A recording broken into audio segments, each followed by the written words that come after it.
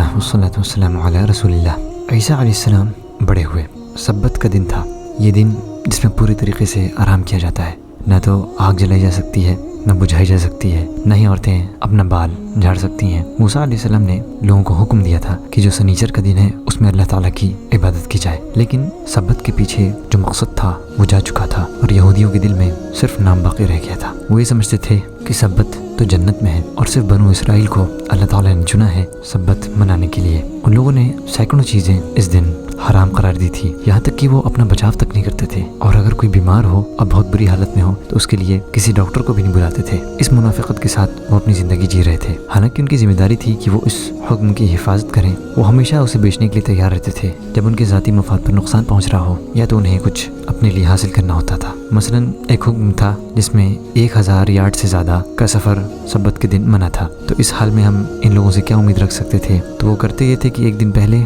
اپنا کھانا پینا اپنے گھر سے 2000 یارڈ دور پہنچا دیتے تھے اور وہاں پر ایک گھر تعمیر کر دیتے تھے تاکہ وہ اور 1000 یارڈ سبت والے دن جا سکیں۔ عیسیٰ علیہ السلام عبادت گاہ کی طرف جا رہے تھے، حالانکہ یہ سبت کا دن تھا، لیکن پھر بھی انہوں نے 2 پھل کے ٹکڑے اٹھائے اور ایک بھوکے بچے کو دے دیا۔ یہ چیز سبت کے قانون کے بالکل خلاف تھی۔ انہوں نے بوڑھی عورتوں کے لیے آگ بھی جلا دی تاکہ وہ سرد ہوا سے بچ سکیں اور اپنے آپ کو گرم رکھ سکیں۔ یہ کام پھر سے قانون کو توڑنے والا تھا۔ عیسیٰ علیہ السلام عبادت گاہ جاتے ہیں اور چاروں طرف دیکھتے ہیں، وہاں پر قریب 20,000 یہودی پادری رہتے ہیں جو کہ اپنی زندگی کا گزارا عبادت گاہ سے لیتے تھے۔ وہاں کے جو کمرے تھے اس میں وہ بھرے پڑے تھے۔ عیسیٰ علیہ السلام نے دیکھا کہ اس جگہ آنے والے لوگ پادریوں سے بہت کم ہیں، لیکن پھر بھی اس جگہ میں بھیڑ تھے اور کبوتریں تھیں جن کو لوگوں کو بیچا جاتا تھا تاکہ وہ اس کی قربانی کر سکیں۔ ہر قدم جو انسان اس عبادت گاہ میں رکھتا تھا اس کے لیے اسے پیسہ دینا پڑتا تھا۔ وہ لوگ پیسے کے علاوہ کسی چیز کی عبادت نہیں کرتے تھے۔ وہاں پر وہ جو پادری تھے وہ اس طریقے سے